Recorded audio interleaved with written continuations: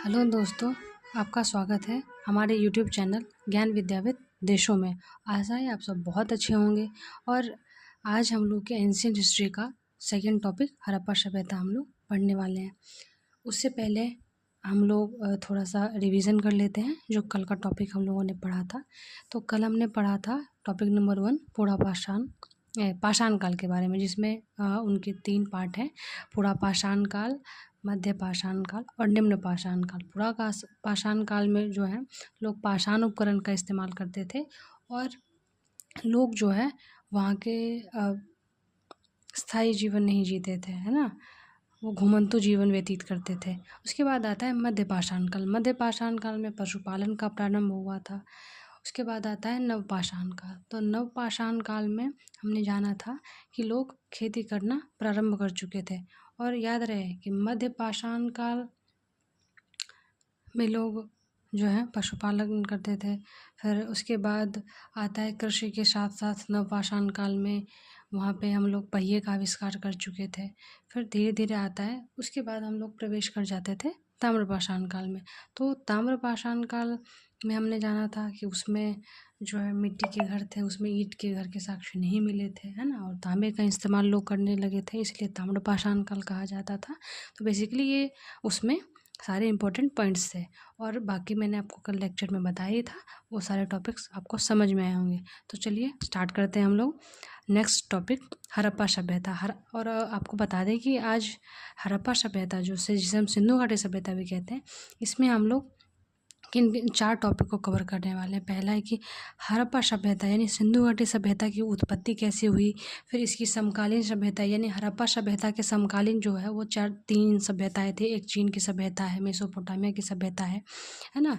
तो इस टाइप की 3 सभ्यता थी, है ना। तो उनकी समकालीन सभ्यताओं के बारे में भी जानेंगे। फिर जानेंगे हम कि हड़प्पा सभ्यता का नगर नियोजन क्या था।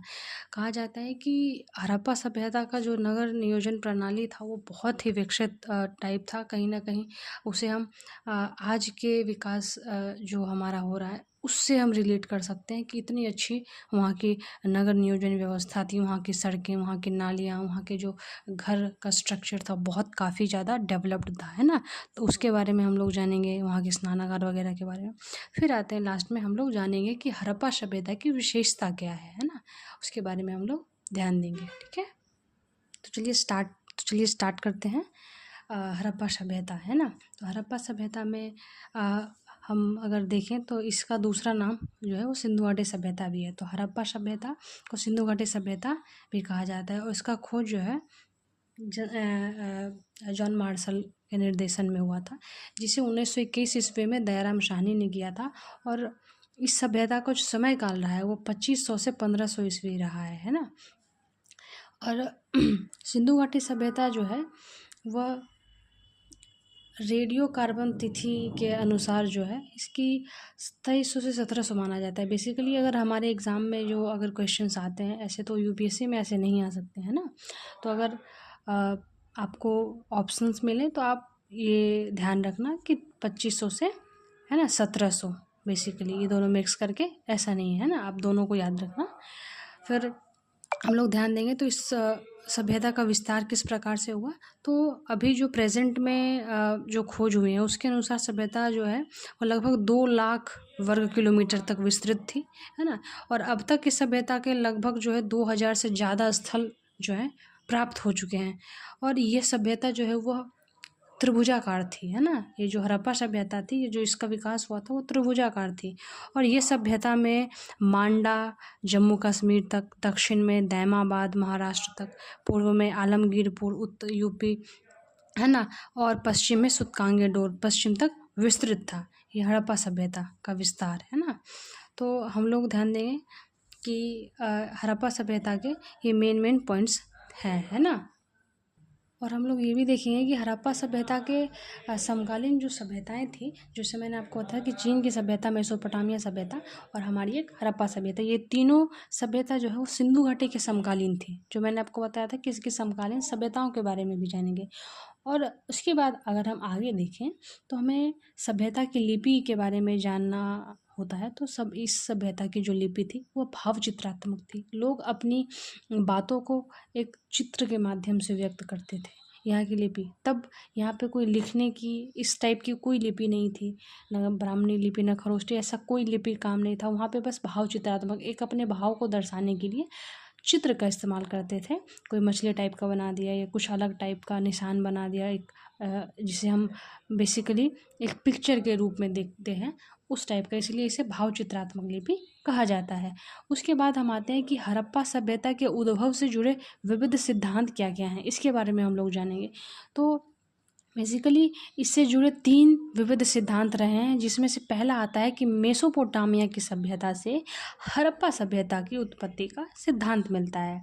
उसके बाद सेकंड आता है कि आर्यों के द्वारा सभ्यता की उत्पत्ति का सिद्धांत वर्तमान में सबसे अप्रासंगिक सिद्धांत है। तीसरा आता है कि पूर्व में देशी ग्रामीण संस्कृतियों से सभ्यता की उत्पत्ति का सिद्धांत सबसे मान्य सिद्धांत रहा है ना।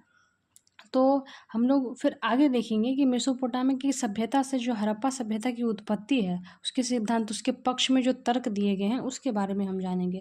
तो कहा जाता है कि दोनों सभ्यता यानी मेसोपोटामिया की सभ्यता और हड़प्पा की सभ्यता, इन दोनों को एक दूसरे से लिंक माना जाता है, जिसमें से कि कहा जाता है उसके पक्ष में जो तर्क हैं और विपक्ष में भी कुछ तर्क हैं। तो पक्ष के तर्क में से अब पहला आता है कि दोनों सभ्यता जो थी वो एक नगरीय सभ्यता थी। जैसा कि मैंने आपको बताया था कि वहाँ की नगर नियोजन व्यवस्था, वहाँ की घर के नाली की निकास, फिर वहाँ का जो गेट था पीछे की ओर होता था, बहुत सारी इसकी विशेषताएं हैं जो कि हम आगे पढ़ेंगे इसकी विशेषताओं के बारे में, है ना। उससे पहले हम लोग यहाँ पे ये देखेंगे कि इसके पक्ष में यानी दोनों सिमिलर चीज़ें क्या क्या हैं वो। तो पहला तो है कि दोनों की नगरीय व्यवस्था बहुत अच्छी थी, है ना।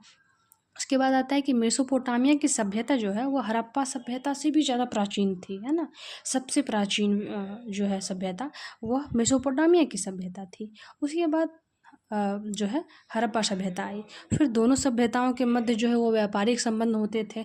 यहाँ पे दिखाया गया था इंडिया के मैप में, हम आपको दिखाएंगे आगे। उसमें बताया गया था कि जो हड़प्पा सभ्यता का व्यापार का जो मिला है साक्ष्य, उसमें से वो मेसोपोटामिया से लिंक है ना। इसलिए कहा जाता है कि इन दोनों के मध्य जो है वो व्यापार होते थे और दोनों सभ्यताओं के में मुहरों का प्रयोग होता था। और हम आपको ये भी बता दें कि ये जो व्यापारिक संबंध के बारे में हमें पता चला है वो इसी प्रकार से मुहरों से ही चला है, क्योंकि हड़प्पा सभ्यता की मुहरें जो है वो मेसोपोटामिया से मिली हैं और कुछ मेसोपोटामिया की मोहरें जो है वो हड़प्पा सभ्यता से भी मिली है, जिससे जो हमारे पुरातत्वविद हैं वो अनुमान लगाते हैं, इतिहासकार, कि इन दोनों के बीच व्यापार संबंध रहा होगा जिसमें मुहरों का इस्तेमाल हुआ है और जिससे हमें पता चलता है कि ये दोनों एक दूसरे से व्यापार करते थे। उसके बाद आगे हमारा जो मेन टॉपिक आता है उसमें ये है कि हड़प्पा सभ्यता का नगर नियोजन कैसा था। तो सिंधु घाटी सभ्यता यानी हड़प्पा सभ्यता के जो अधिकांश नगर थे वो 2 भागों में विभक्त थे, है ना। एक ज़मीन के ऊपर था, पश्चिमी टीला होता था जिसे गढ़ या दुर्ग कहा जाता था। एक ऊंचा होता था जिसमें कह सकते हैं हम कि ऊंचे लोग रहते थे, है ना। और जबकि दूसरा हिस्सा आता था पूर्वी टीला होता था जिसे निचला नगर कहते थे। और दुर्ग जो है वो ऊंची दीवारों से घिरा होता था, एक बाउंड्री टाइप में होता था, है ना। हम आपको एनसीईआरटी बुक कल 6 की जब आपको पढ़ाएंगे तो उसमें हम आपको दिखाएंगे कि दुर्ग कैसे होते थे, फिर निचला शहर कैसे होता था, फिर जो मुहरें होती थी वो किस प्रकार की। बेसिकली कल हम लोग पिक्चर्स के बारे में बहुत डिटेल एनालिसिस करेंगे, तो आपको पता चलेगा और अच्छे से समझ में भी आएगा कि किस टाइप की नगर नियोजन व्यवस्था में दुर्ग और निचला शहर दिखता था, है ना। फिर आते हैं हम कि धौलावीरा जो है वो 3 भागों में विभाजित होने वाला एकमात्र नगर था। कहा जाता है कि हड़प्पा सभ्यता के समय में, और धौलावीरा जो है वहीं का एक शहर है ना, उसमें से ही प्राप्त हुआ है हमें जो वो एकमात्र ऐसा शहर था जो 3 भागों में विभक्त था। ऐसे तो हम लोग अभी जाने हैं कि वहाँ के अधिकांश नगर जो है वो 2 भागों में विभक्त है ना, एक दुर्ग आता है और एक निचला भाग आता है।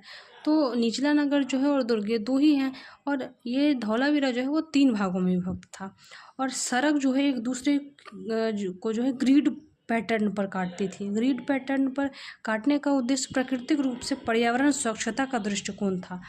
वहाँ पे वहाँ के लोग स्वच्छता को बहुत ध्यान में रखते थे। ग्रिड पद्धति का बहुत अच्छे से प्रयोग किया जाता था और वहाँ की जो है सड़कों के किनारे कुशल जल निकासी की व्यवस्था थी। जैसे कि मैंने आपको बताया कि वहाँ की जल निकास व्यवस्था, वहाँ के नाले जो हैं वो बहुत अच्छे पैटर्न पर बने हुए थे और वहाँ जल निकास की व्यवस्था थी, नाले ढके हुए थे, है ना। वहाँ पे जल संरक्षण का भी प्रबंधन किया जाता था। आजकल हम लोग कहते हैं कि जल बचाओ, और उस समय भी इस चीज़ को ध्यान में रखा जाता था। आजकल के हमारे नाले जो होते हैं, बहुत जगह कचरा देखते हैं हम लोग, देखते हैं नाले भरे हुए हैं, लेकिन उस टाइम के हम लोग अगर देखें तो हमें उस जो टाइम की जो नगर नियोजन व्यवस्था थी उसे हमें अभी अप्लाई करना चाहिए। हालांकि बहुत सारे शहरों में ऐसी चीज़ें हैं, लेकिन हमें उसको एक बड़े स्तर पे पूरे इंडिया में ये चीज़ें करनी चाहिए, है ना। तो इससे हम देख सकते हैं कि हमारे प्राचीन काल में ही इतने ज़्यादा डेवलपमेंट हो चुका था, है ना। और आजकल बहुत सारे नाले ऐसे ही बहते रहते हैं ना, हमारे तरफ के हों या आपकी तरफ के, आप ध्यान दे सकते हो। तो ये एक बहुत पॉजिटिव पॉइंट है ना, तो हम लोग देखेंगे इसको। और फिर चलिए दोस्तों, आपको दिखाते हैं पहले कि यहाँ पे जो ये दुर्ग होता था और निचला शहर होता था, ये जो है ये दुर्ग है, जिसको चारों ओर बाउंड्री से घेरा जाता था यहाँ पे। और कहा जाता है कि यहाँ पे जो उच्च वर्ग के लोग हैं वो रहते थे। और ये है निचला नगर, है ना, ये लोअर टाउन है ना। और ये निचला नगर जो है, यहाँ पे कुछ निम्न जाति के लोग होते थे। उस टाइम पे तक जो आते आते हैं वर्ण व्यवस्था की चीज़ें होने लगी थी। फिर इसके सड़क के किनारे जो है प्रकाश स्तंभ की व्यवस्था थी। आजकल हम लोग देखते हैं कि लाइट हम लोग लगाते हैं, सोलर प्लेट लगाते हैं, कि नहीं, हमारे गलियों में, हमारे सड़कों के बीच जो है लाइट होना चाहिए, ताकि रात में अंधेरे में किसी को दिक्कत ना हो, कुछ प्रॉब्लम ना है ना। और सोचिए आपकी, ये इतने साल पहले, लगभग से मान ले तो हम लोग 5000 वर्ष पहले, क्योंकि 25 इधर, 2500 ईस्वी इधर और 2500 ईस्वी पूर्व उधर, यानी 5000 वर्ष पहले की बात है। ये इतनी ज़्यादा डेवलपमेंट थी। आजकल सरकार इस पे अभी काम ही कर रही है। हमारे यहाँ के सड़कों पे देखा जाए तो यहाँ पे बिजली के खंभे नहीं हैं, है ना। अंधेरे में लोग जाते हैं आते हैं। हालांकि अभी सरकार इस पे ध्यान दे रही है ना, बहुत जगह लगाए जा रहे हैं, पर अभी भी पूरी तरीके से ये डेवलप नहीं हुआ है। और तब की व्यवस्था ऐसी थी कि वहाँ पे प्रकाश स्तंभ लगाए जाते थे। फिर घर पक्की ईंटों से 1 मंजिल व 2 मंजिल बने होते थे। पक्की ईंट के मकान तब भी थे। अभी भी हम लोग देखते हैं झुग्गी झोपड़ी मिलती है हमें देखने को, इतनी गरीबी वगैरह देखने को मिलती है। हालांकि उस समय जनसंख्या भी कम थी। जनसंख्या वृद्धि और आय कम होने के कारण तो बेरोजगारी और गरीबी स्वाभाविक चीज़ है। पर फिर भी अगर देखा जाए तो उस टाइम की पक्की ईंटें होती थी, 1-2 मंजिले के मकान होते थे, है ना। नगर में खाद्य सुरक्षा के लिए अन्न भंडार का प्रबंधन होता है। आजकल इस चीज़ पे सरकार जोर दे रही है ना। करंट के टॉपिक्स को अगर हम इसमें रिलेट करके देखें तो ऐसे ही रिलेट करेंगे कि अभी जो है सरकार इस पे ध्यान दे रही है कि बहुत सारे अन्न भंडार बनाए जाएँ, जिससे हमें पता चलेगा आगे फ्यूचर में कोई दिक्कत ना आए, है ना। और अन्न की जो है कमी ना हो, कभी आपात अगर आए तो फिर कोई दिक्कत ना हो। फिर आगे हम लोग देखेंगे हड़प्पा सभ्यता की विशेषता। तो हड़प्पा सभ्यता की पहली विशेषता है राजनीतिक विशेषता। तो ऐसा अनुमान किया जाता है कि इस सभ्यता में शासन व्यवस्था का स्वरूप जो है वो गणतंत्रात्मक रहा है। और हड़प्पा सभ्यता की जो प्रशासनिक व्यवस्था रही है वो गतिशील थी, है ना। जैसे सड़कों के किनारे प्रकाश स्तंभ हमने अभी बताया था आपको। फिर हम लोग देखेंगे कि जैसे बताया था ना आपको कि सड़कों के किनारे प्रकाश स्तंभ थे, है ना। तो ये प्रशासनिक जो व्यवस्था थी वो बहुत ही गतिशील थी, तभी इतना डेवलपमेंट था, है ना। फिर आगे हम लोग देखेंगे कि नगर नियोजन प्रणाली, कुशल जल प्रबंधन प्रणाली, ये सब उदाहरण मिलते हैं, ये सब इनकी विशेषताओं में आते हैं ना। आपको अगर विशेषता पूछी जाए राजनीति की विशेषता खास करके, तो ये चीज़ें हम देख सकते हैं। फिर आते हैं हम प्रशासनिक संस्थाएं में।